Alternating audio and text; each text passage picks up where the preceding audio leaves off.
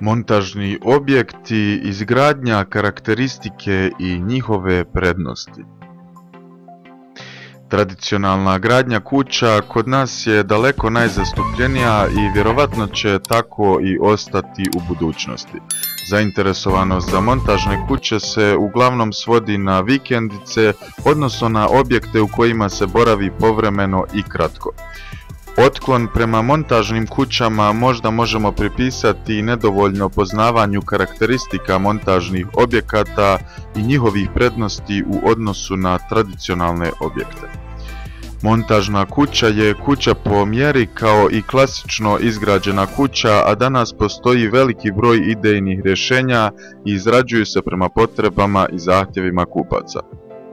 Gradnja kuće je kompleksan proces koji zahtjeva dosta vremena. Ako nemate vremena ni volje da se bavite ovim procesom, onda je za vas ova vrsta kuće najbolje rješenje.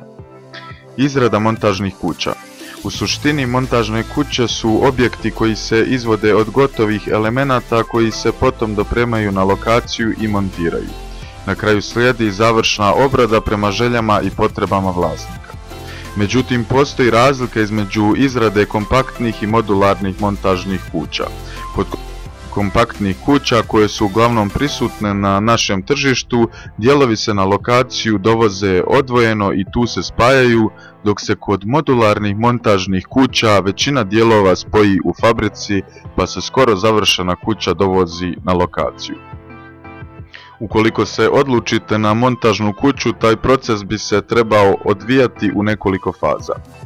Prvi korak je da se dobro raspitate o ponudi, firmi i cijenama za montažne objekte. Drugi korak je izbor kuće.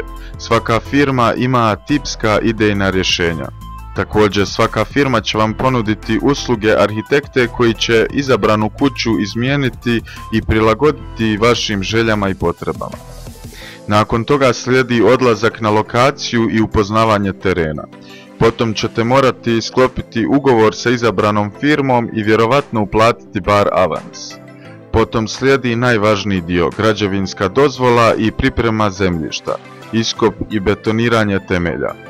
Kako će teći ova faza zavisi od vrste zemljišta. Na primjer, na velikim strminama na kojima postoji mogućnost pojave klizišta treba će napraviti potporne zidove, dok na ravnim terenima treba voditi računa o podvodnim vodama.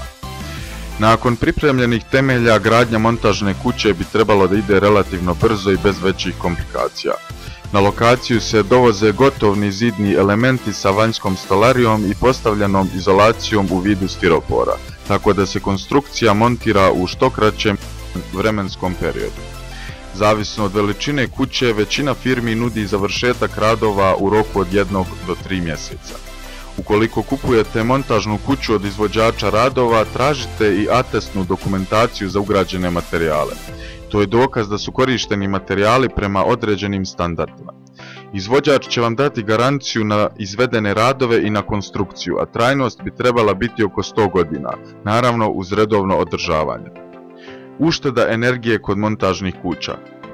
Ukoliko želite da idući naslov bude ušteda energije kod montažnih kuća, molimo vas, pretplatite se na naš kanal u znak podrške i lajkujte ovaj video. Nemojte se bojati ostaviti i komentar. Hvala na pažnji, prijatno.